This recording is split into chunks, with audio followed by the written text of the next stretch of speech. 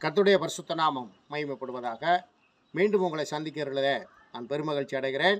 இந்த நாளிலும் ரோமருக்கு எழுதின நிருபத்திலிருந்து சில காரியங்களை நாம் பார்க்க இருக்கிறோம்.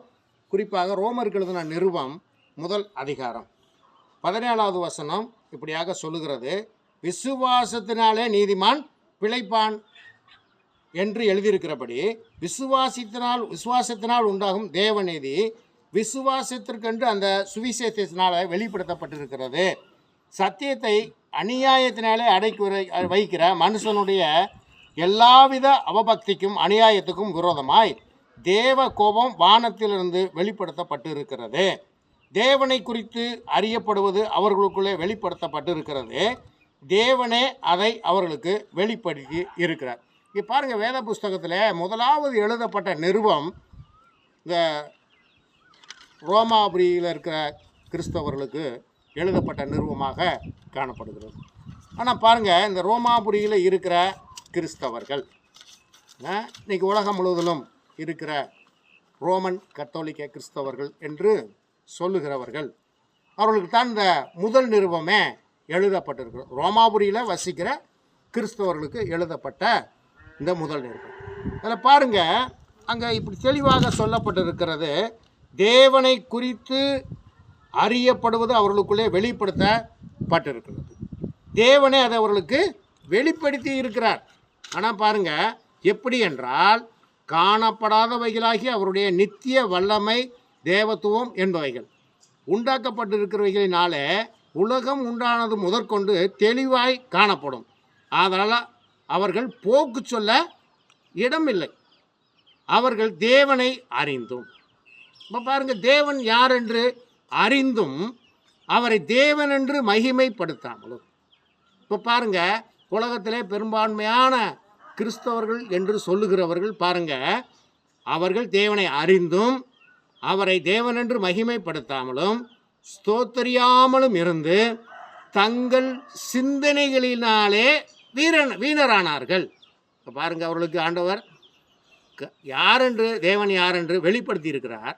ஆனால் அவர்கள் பாருங்கள், தேவனென்று மகிமைப்படுத்தாமலும் ஸ்தோத்திரியாமலும் இருந்து தங்கள் சிந்தனைகளினாலே வீணரானார்கள். உணர்வில்லாத அவருடைய இருதயம் இருள் அடைந்தது. ஏனென்று சொன்னால், அவர்கள் சத்தியத்தை அறிந்தும் சத்தியத்தை மறுதலித்து, அவர்கள் பாருங்கள், இன்றைக்கி முழு உலகத்திலையும் இருக்கிற அந்த கிறிஸ்தவர்கள் பாருங்கள், தேவனுடைய வார்த்தைக்கு அவர்கள் முக்கியத்துவம் கொடுப்பதில்லை. மாறாக மனித உபதேசத்துக்கு தங்களுடைய செவிகளை சாய்க்கிறார்கள். ஆகவே அவர்கள் தங்களை ஞானிகள் என்று சொல்லியும் பைத்தியக்காரராகி அழிவில்லாத தேவனுடைய மகிமையை அழிவுள்ள மனுஷர்கள், பறவைகள், மிருகங்கள், ஊரும் பிரயாணிகள் ஆகிய இவைகளுடைய ரூபங்களுக்கு ஒப்பாக மாற்றினார்.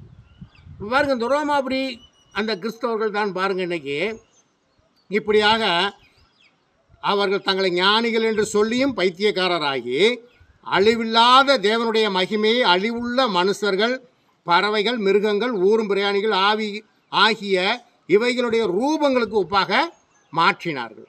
அப்போ பாருங்கள், வேத வசனத்தை அவர்கள் தள்ளிவிட்டு மனித உபதேசத்தை உள்ளே கொண்டு வந்து அவர்கள் பாருங்கள் உருவ வழிபாட்டை உள்ளே கொண்டு வந்து விட்டார்கள். எது நிமித்தம் அவர்கள் தங்கள் இருதயத்திலுள்ள இச்சைகளினாலே ஒருவரோடு ஒருவர் தங்கள் சரீரங்களை அவமானப்படுத்தத்தக்கதாக தேவன் அவர்களை அசுத்தத்திற்கு ஒப்புக்கொடும்.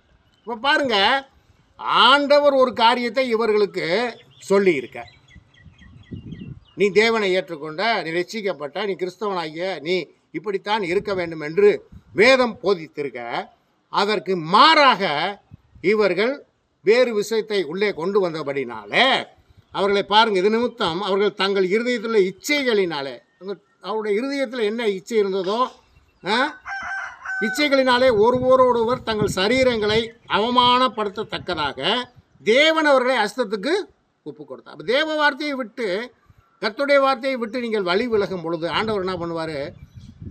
உங்களை அசுத்தத்திற்கு ஒப்பு கொடுப்பார்.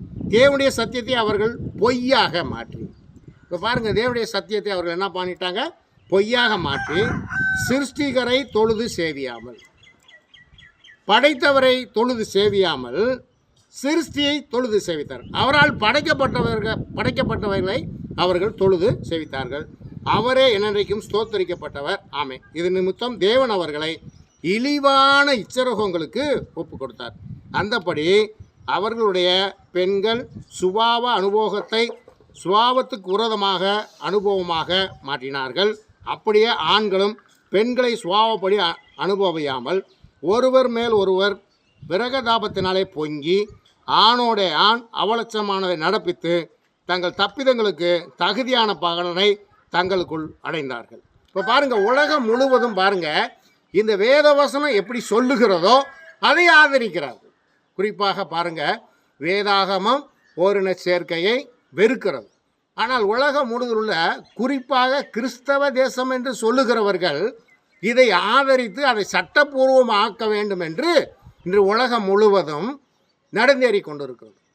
ஆகவே பாருங்கள், எப்படி ஆதியாகமத்தின் காலத்தில் தேவன் அவர்களை அழித்து போட்டாரோ, சோதோம் குமாரா பட்டணத்தில் என்ன நடந்து அவர்கள் அழிக்கப்பட்டார்களோ, அப்படியே இந்த புதிய ஏற்பாட்டின் காலத்திலும் உலகம் அப்படியான அக்கிரமத்துக்குள்ளே தேவனுக்கு விரோதமான பாவங்களிலே தங்களை ஈடுபடுத்தி கொண்டிருக்கிறது. ஆகவே இதன் ஆண்டவராக இயேசு கிறிஸ்து பூமியில் இருக்கும்போது சொன்னார், நோவாவின் காலத்தில் எப்படி நடந்ததோ, சோதோம் குமார லோத்தின் காலத்தில் எப்படி நடந்ததோ, அப்படியே மனுஷகுமாரன் காலத்திலும் நடக்கும் என்று சொன்னார். இப்பொழுது நடைபெற போகிறது. ஏனென்று சொன்னால், எங்கு பார்த்தாலும் ஒரே அக்கிரமம், அநியாயம், தேவனுக்கு விரோதமான காரியம் நடைபெற்று கொண்டிருக்கிறது. ஆகவே பிரியமானவர்களே, இது கடைசி காலம் என்பதை நீங்கள் அறிந்து, நீங்கள் தேவனுடைய சத்தியத்தை அறிந்து அதன்படி நடந்து உங்களுடைய வாழ்க்கையை நீங்கள் சீர்படுத்தி கிறிஸ்துவுக்குள்ளாக உண்மையாய் உத்தமமாய் காணப்பட்டு அவருடைய ராஜ்யத்தை சுதந்திரித்து கொள்ள முயற்சி பண்ணுங்கள். கர்த்தர் தாமே உங்களை ஆசீர்வதிப்பாராக. ஆமேன்.